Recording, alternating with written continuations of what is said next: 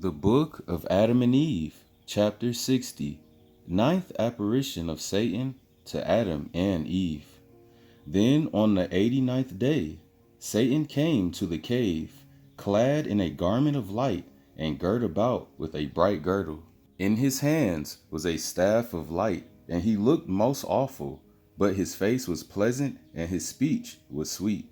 He thus transformed himself in order to deceive Adam and Eve and to make them come out of the cave, ere they had fulfilled the 40 days. For he had said within himself, Now that when they had fulfilled the 40 days fasting and praying, the Most High Power of Israel would restore them to their former state. But if he did not do so, he would still be favorable to them. And even if he had not mercy on them, would he yet give them something from the garden to comfort them, as already twice before.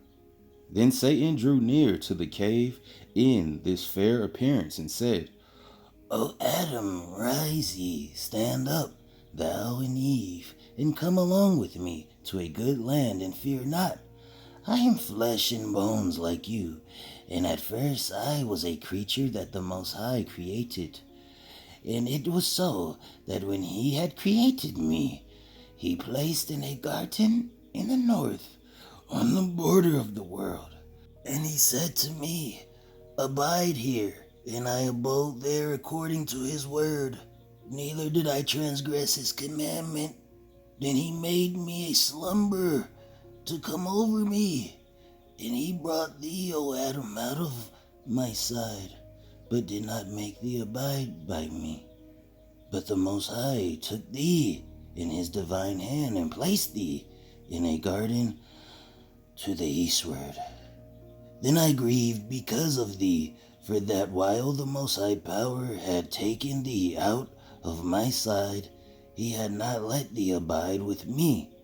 But the Most High said unto me, Grieve not, because of Adam, who I brought out of the side, no harm will come to him. For now I have brought out of his side a helpmeet for him, and I have given him joy by so doing.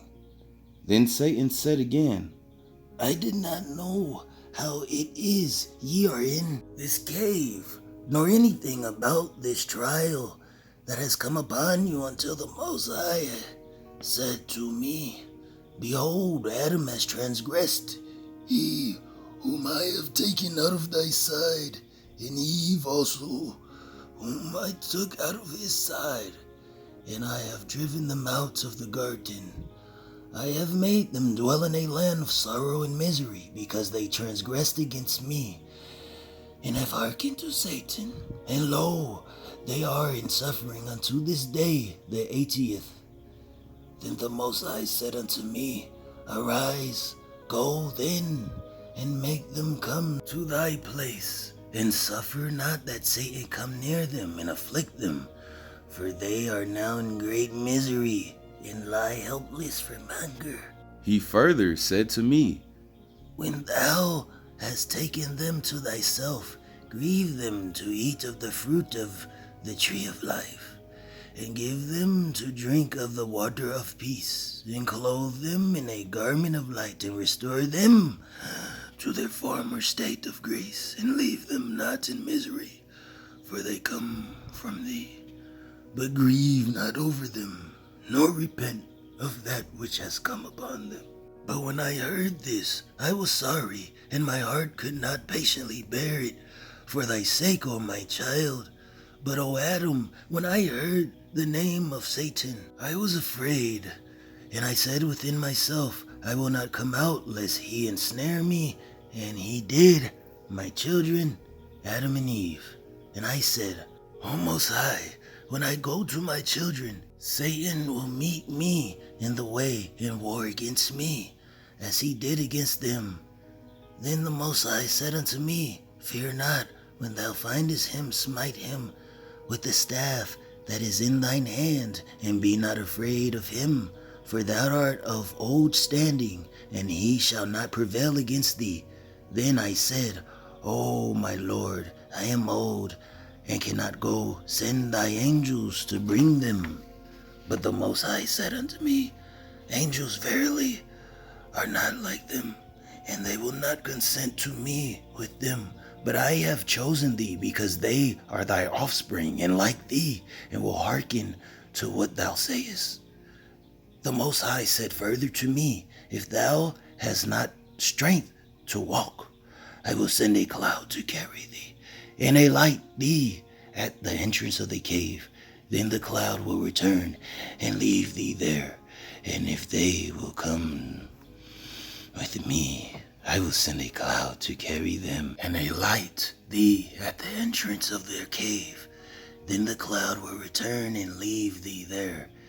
And if they will come with me, I will send a cloud to carry thee and them. Then he commanded a cloud, and it bare me up and brought me to you, and then went back. And now, O my children, Adam and Eve, look at my hoar hairs, and at my feeble estate, and at my coming from that distant place. Come with me to a place of rest. Then he began to weep and to sob before Adam and Eve, and his tears poured upon the earth like water. And when Adam and Eve raised their eyes and saw his beard, and heard his sweet talk, their hearts softened towards him. They hearkened unto him, for they believed he was true. And it seemed to them that they really were his offspring, when they saw that his face was like their own, and they trusted him. This chapter does not deserve a hand clap, so it will not get one.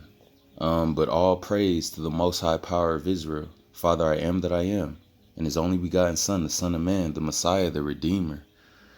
Oh man, just when you thought the adversary couldn't get any more sneakier, how do you come as a ray of light, bro? I mean, dressed in holy apparel, home. Let's read the first sentence of chapter 60. Then on the 89th day, Satan came to the cave, clad in a garment of light, and girt about with a bright girdle. In his hands was a staff of light. And you know what this reminds me of? This reminds me of Christianity, because Christianity is all good and great on the outside. Everything looks so peaceful, so innocent. But then once you dig deeper down into the different sects of Christianity, then and only then do you see and find the deceit that was hidden within. Some sects, they believe in New Testament. You know what I'm saying? You rarely hear Christians talk about Old Testament. But hey, paraphrasing from the Bible, everything hidden shall come to light, and the truth shall set you free. All praise, Israel. Keep your head up and your faith strong. And spiritual Jacob's trouble. Aman, shalom, and so be it.